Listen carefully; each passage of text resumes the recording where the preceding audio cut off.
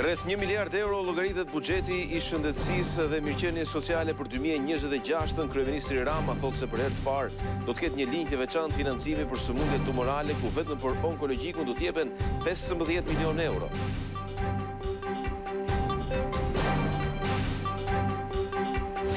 Vlora Berati, Tepelena Cëriku dhe Mati zgjedhin nesër kryebashkiakët e rinj. Partia Socialiste konkuron me kandidatët e saj, ndërsa opozita mbështet emra të pavarur.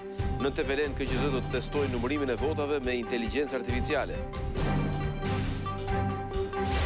Zgjedhja do të ketë nesër edhe në Kosovë, aty ku do të mbahet raundi i balotazhit në 18 komuna.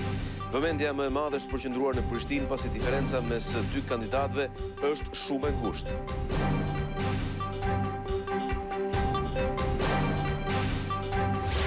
25 ton misër që vinte nga Serbia dhe që kishte si destinacion Elbasanin është bllokuar në pikën doganore të Hanit Hotit. Sipas autoritetit kombëtar të ushqimit, nga analizat e kryera është vërejtur prani e lartë e mygut.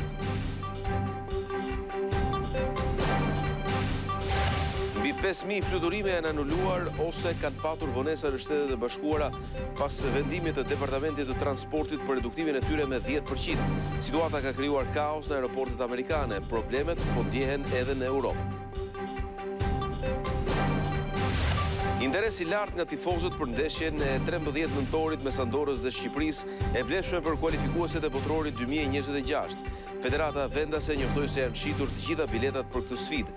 Ndeshja transmetohet në televizionin Klan.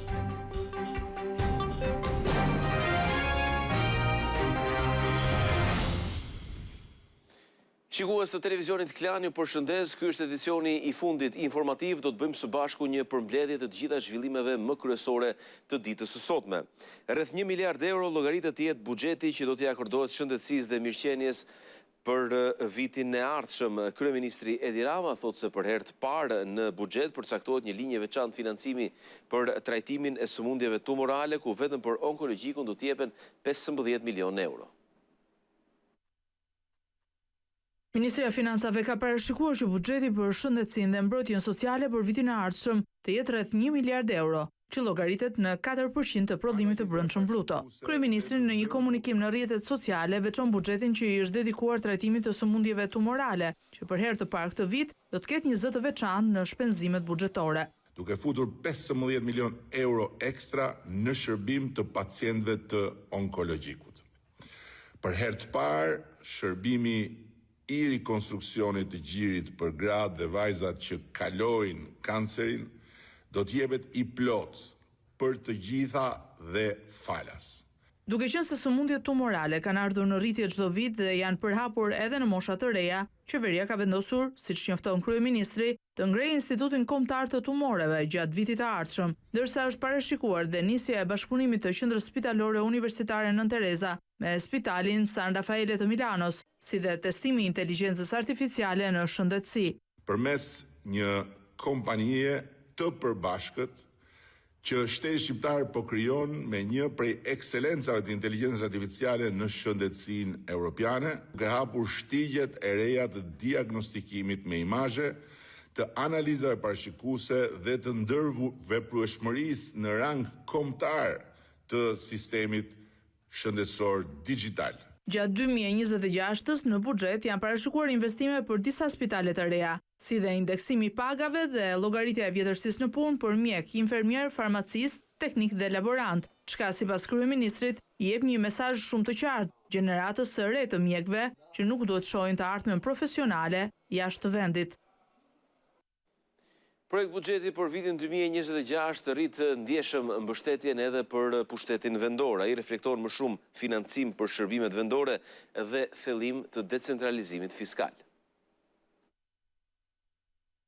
Bashkitë do të kenë më shumë para në dorë vitin e ardhshëm. Buxheti vendor për vitin 2026 arrin në 97.7 miliard lek me një rritje rreth 9% krahasuar me vitin e kaluar, duke e çuar peshën e ekonomisë në 3.52% të prodhimit të brendshëm bruto, rritje që vjen si pasojë e decentralizimit financiar dhe rritjes së shërbimeve vendore. Shtylla kryesore e financimit mbeten transfertat nga qeveria qendrore. Transferta e pakushtëzuar rritet me 1.62 miliard lek, ndërsa totali i mbështetjes së drejtë për drejtë nga buxheti qendror për bashkitë shkon në 58.4 miliard lek. Po si ndahet ky fond mes bashkive? Lista kryesohet bindshëm nga Tirana, e cila përfiton 11.5 miliard lek transfer të pakushtëzuar për vitin 2026, më shumë se çdo njësi tjetër vendore, duke pasqyruar peshën demografike dhe ekonomike të kryeqytetit. Pas Tiranës, ndër përfituesit më të mëdhenj janë bashkitë me popullsi dhe territor të gjerë. Shkodra siguron rreth 2.58 miliard lek. Fokusi i buxhetit mbetet ofrimi i shërbimeve të përditshme, pastrim, drejtësim, rrugë lokale, shërbime sociale dhe mjedisore,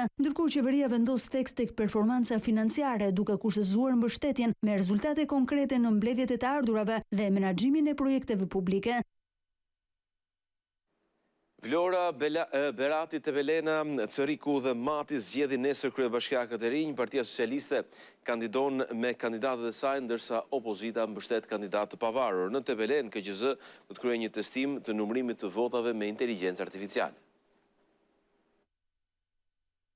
Të dielën 334.539 qytetarë do të drejtohen kutive të votimit në 5 bashki të vendit: Vlorë, Berat, Cërik, Madh dhe Tepelen. Materialet zgjedhore janë shpërndarë këtë të shtunë pa ndonjë problematik në qendrat e votimit, ndërsa policia e shtetit ka marrë në ruajtje objektet ku janë vendosur komisionet zonale të administrimit zgjedhor. Nga ana e Komisionit Qendror të Zgjedhjeve do të ketë edhe një risi, mësohet se në Tepelen do të provohet inteligjenca artificiale për numërimin e votave. Kjo do të jetë një formë testimi, pasi grupet e numërimit do të vijojnë procesin normalisht. Kjo shtunë shënoi ditën e heshtjes zgjedhore, por në realitet e gjithë fushata ka qenë e zbehtë. Nuk ka pasur mitingje as dalje të përbashkëta me drejtuesit e partive, ndërsa komunikimi me votuesit është zhvilluar kryesisht në mënyrë të përmbajtur dhe lokale. Në këtë proces, Partia Demokratike dhe opozita nuk do të marrin pjesë me kandidat zyrtar në siglën e tyre, por kanë deklaruar mbështetje për disa kandidatë të pavarur, të cilët do të përballen me 5 kandidatë socialistë dhe disa garues të tjerë jashtë partive kryesore. Në Vlorë, në garë është Brunilda Mersini e Partisë Socialiste, që hoqi dorë nga mandati deputetes për të kandiduar për kryetare bashkie. Ajo do të përballet me Dionis Sotën, i mbështetur nga Partia Demokratike. Në garë do të jetë edhe Gjergj Nika, antar i Këshillit Bashkiak i zgjedhur në siglën e Partisë Demokratike. Në Berat, socialistët kanë propozuar Ervin Cecën, ndërsa për Ballti do të jetë Pavlo Shkarpa, i mbështetur nga PD. Mati sjell një garë me 3 emra. Altin Bojni përfaqëson Partinë Socialiste, ndërsa Suzana Pasha, ish drejtuesja e grave socialiste në degën lokale, hyn në garë si e pavarur. Në anën tjetër, opozita mbështet Eduard Brahilikën, po ashtu i pavarur. Në Cërik, socialistët kandidojnë me Florenc Dokën përballë Amarildo Hoxhës, që garon si i pavarur, i mbështetur nga Partia Demokratike. Një kandidat i tretë, Eli Gerd Hima, përfaqëson Partinë Lëvizja Shqipëria Bëhet. Në Tepelen, përballë socialistit Gramo Sako, garon i pavaruri Gabriel Guma me mbështetje nga opozita. Fituesit e këtyre zgjedhjeve do të kenë një mandat të shkurtër, vetëm një vit e gjysmë, deri në mbajtjen e zgjedhjeve të radhës lokale në pranverën e vitit 2027.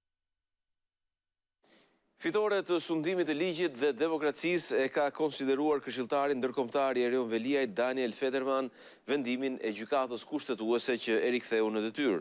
Ai thotë se nga kjo kanë përfituar edhe qytetarët e Tiranës. Këshilltari ndërkombëtar i kryetarit të Bashkisë së Tiranës Erion Veliaj Daniel Fetterman e konsideron vendimin e kushtetueses që e ktheu atë në detyrë si fitore të sundimit të ligjit dhe demokracisë. Kjo është një fitore jashtëzakonshme për Erionin, por jo vetëm për të. Është një fitore për të gjithë qytetarët e Tiranës dhe një fitore për sundimin e ligjit dhe demokracinë në mbar botën. Në 3 nëntor, gjykata kushtetuese me 5 vota pro dhe 3 kundër shfuqizoi vendimin e Këshillit të Ministrave për shkarkimin nga detyrat e Erion Veliajt si të papajtueshëm me kushtetutën. Shkarkimi i Veliajt, i cili qëndron prej shkurtit në paraburgim dhe tashmë është marrë i pandehur nga SPAK për disa akuza, më të rëndat ajo e korrupsionit në 9 raste dhe pastrimit të parave, u votuan nga Këshilli Bashkiak me argumentin se mungoi në detyrë më shumë se 3 muaj. Pas një seance maraton në 31 tetor, ku gjyqtarët kushtetues dëgjuan Veliajin, Këshillin e Ministrave dhe Presidencën, gjetën shkelje që lidheshin me shkakun e shkarkimit dhe procedurën e ndjekur. Zgjedhje do të ketë nesër edhe në Kosovë, aty ku do të mbahet edhe raundi i balotazhit në 18 komuna. Megjithatë, vëmendja është përqendruar në Prishtinë, pasi diferenca mes 2 kandidatëve është tepër e ngushtë.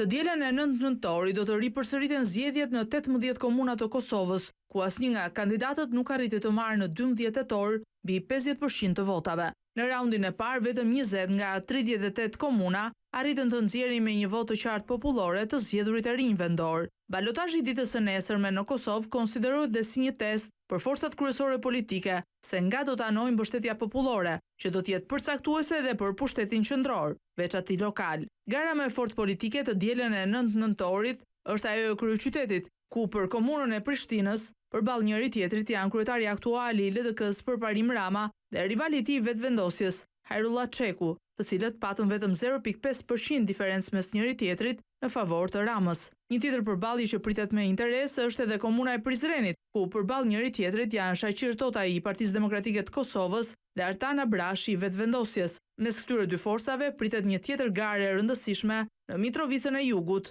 mes Faton Pecit të lëvizjes vetëvendosja dhe Arjan Tahiri të PDK-s. Lëvizja vetëvendosja garon në balotazh në 12 komuna, PDK-ja në 5 dhe LDK-ja në 9 komuna. Këto dy forca janë përqendruar në mbajtjen e komunave që konsiderohen bastione tradicionale të tyre.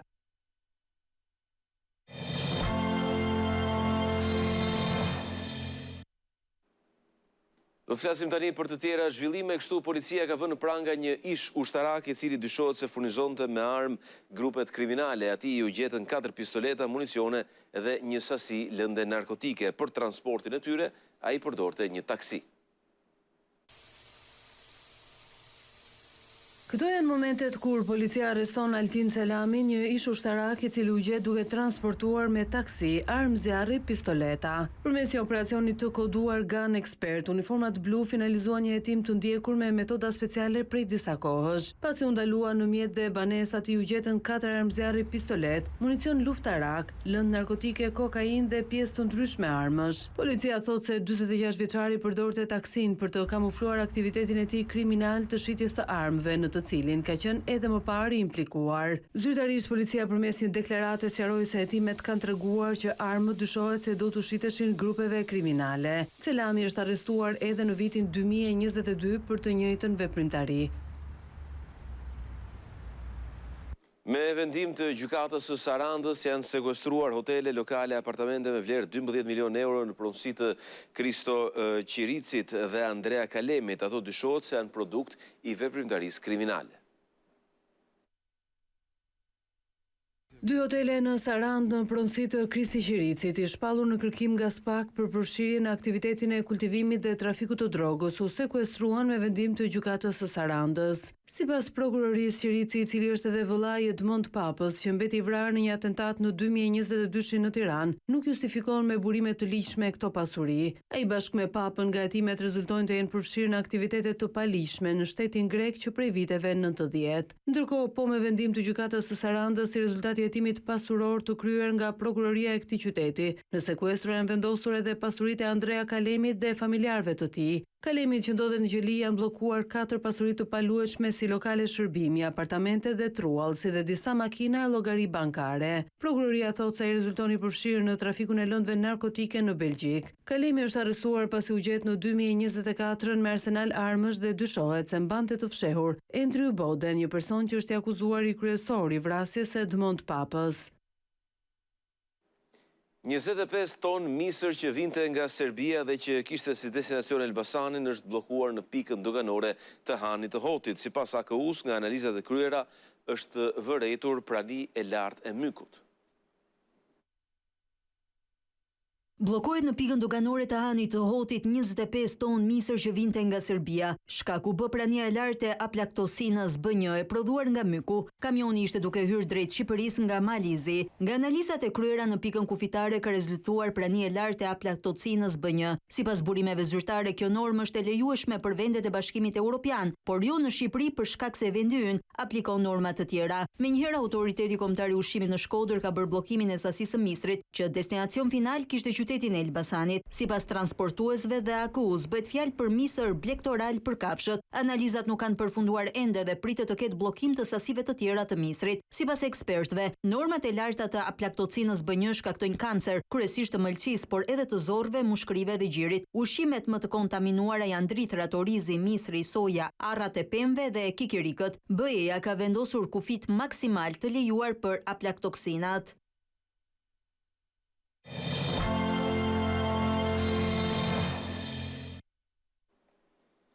Organizata botërore e shëndetësisë thotë se bullizmi online dhe dhuna po përhapet në mënyrë shqetësuese tek fëmijët dhe adoleshentët shqiptar. Kërcënimet dhe fyerjet në internet sipas ekspertëve po sjellin pasoja për shëndetin mendor të rinjve dhe për performancën e tyre në shkollë. Fëmijët dhe adoleshentët në Shqipëri përballen me një sër sfidash që ndikojnë në shëndetin dhe mirëqenien e tyre. Të dhënat më të fundit të Organizatës Botërore të Shëndetësisë tregojnë se bullizmi online, dhuna dhe problemet e shëndetit mendor janë përhapur në mënyrë shqetësuese edhe në vendin tonë. Gati gjysma e vajzave adoleshente dhe 1/3 e djemve të moshës 11 deri në 15 vjeç kanë shfaqur ankesa që lidhen me shëndetin mendor. Sipas OBSH, 47% e vajzave dhe 31% e djemve të kësaj grup moshe raportojnë të paktën një herë në shqetësime si dhimbje koke, nervozizëm apo ndjesi mërzitjeje. 12% e fëmijëve dhe adoleshentëve të grup moshës 11 deri në 15 vjeç në Shqipëri kanë përjetuar të paktën një herë bullizmin online. Ky fenomen shqetësues i përhapur me shpejtësi vitet e fundit përfshin fyerjet e kërcënimet në internet, që sipas ekspertëve sjell pasoja të drejtpërdrejta në shëndetin mendor dhe performancën në shkollë. Raporti për Shqipërinë evidenton gjithashtu se dhuna vijon të mbetet fenomen shqetësues. Sipas dhënave nga OBSH, 48% e grup moshës nga 1 deri në 14 vjeç kanë përjetuar forma dhune fizike apo psikologjike nga kujdestarët. Shqetësuese janë edhe veset, si konsumimi i duhanit dhe alkoolit, që në moshë të vogël. Rreth 18% e adoleshentëve 13 deri në 15 vjeç përdorin cigaret elektronike dhe vape. 15% pin duhan, ndërsa 19% konsumojnë alkool.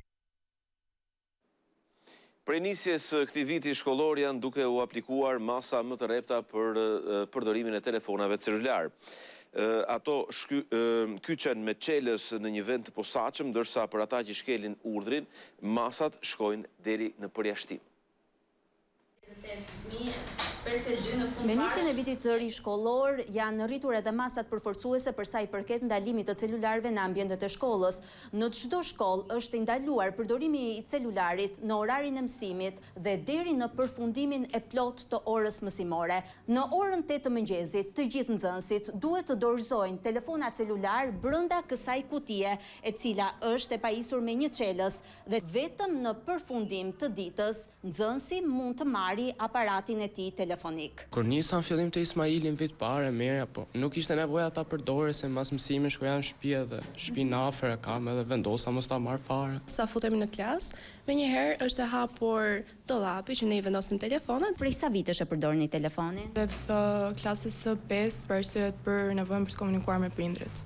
Sa vim në klasë, ne vendosim telefonin të kutia. Prindrit kanë të gjithë akses me mësuesin kujdestar. Për çdo nevojë, kontaktojnë përmes një mesazhi me mësuesin kujdestar dhe mësuesi kujdestari vendos në dieni ku fëmia ka nevojë të largohet ose për arsye të ndryshme nuk do të jetë prezant. Por ka edhe nxënës të cilët shkelin këtë mas. Ka pasur raste të cilat janë evidentuar nxënës, të cilat kanë qenë me telefon dhe përgjithsisht janë raportuar nga mësuesit lëndor dhe shërbimi psikosocial. Do të fillojmë me paralajmërimin për ulje të notës në sjellje, paralajmërimin për përjashtim nga shkolla deri në përjashtim nga shkolla. Ndalimi i përdorimit të celularëve ka qenë një urdhër i vendosur që prej vitit 2018, por në shumicën e rasteve ai ka dështuar. Për këtë arsye, Ministria e Arsimit përforcoi masat ndaluese këtë vit të ri shkollor. Sipas udhëzimit, përdorimi i celularëve në klasë ul përqendrimin, dobëson kujtesën dhe aftësitë analitike të nxënësve, nxit sjellje të papërshtatshme dhe rrit rrezikun e bullizmit dhe dhunës.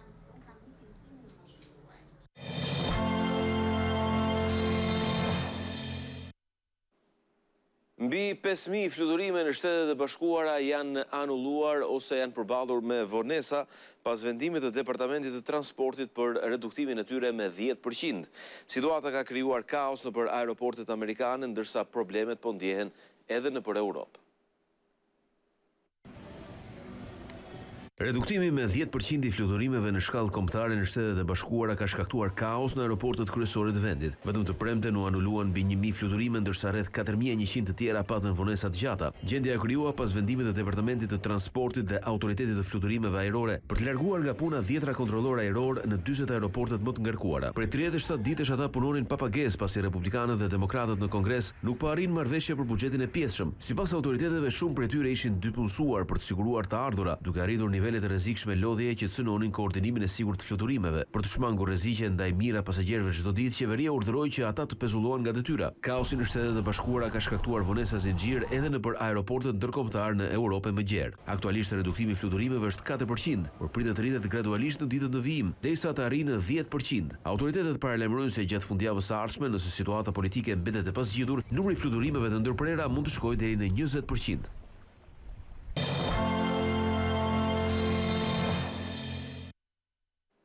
Gazetari Marash Mirashi vjen sërish për publikun edhe si shkrimtar. Ai ka sjell për lexuesit romanin e tij të radhës të titulluar Vula, i cili për autorin është një grotesk i politikës dhe shoqërisë shqiptare.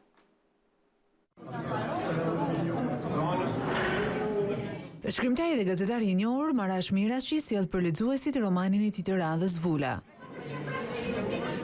Autori me këtë vepër sfidon kufijt mes reales dhe trillimit, duke ftuar lexuesit të reflektojnë mbi pushtetin e simboleve, shenjat e përditshmërisë dhe raportin mes absurdit dhe normales. Për shkrimtarin Marash Mirashi, romani Vula është një grotesk i politikës dhe shoqërisë shqiptare. Vula, ndoshta një farë mënyre është një përmbledhje e gjithë atij teatri absurd që ndodh sot në politikë, në Shqipëri, në shoqërinë tonë. Promovimi i librit u bë në vendlinjen e autorit në qytetin e Lezhës me pjesëmarrjen e një sër personalitetesh të njohur. Unë kam 3 dekada gjysmë që lexoj poezinë e Marash Mirashit. Dhe e lexoj për te miqësisë time me të, sikur se ndjek me po të njëjtin respekt e dashuri publicistikën e tij. Struktura e romanit është diçka e re, se as për herë parë, edhe vetë është eksperimentuar në ndonjë kapitull që me shkronja, jo me numra, por me shkronja A, B, C, D, E, F, G, e me radhë. Promovimi i romanit Vula u prit me interes dhe vlerësim nga publiku lezhjan, duke dëshmuar rolin e rëndësishëm që letërsia luan në pasurimin shpirtëror të komunitetit. Ky botim vjen pas daljes në dritë të librit Brirët. Ishte ky dhe informacioni i fundit për këtë edicion lajmesh. Bashkë mirupafshim.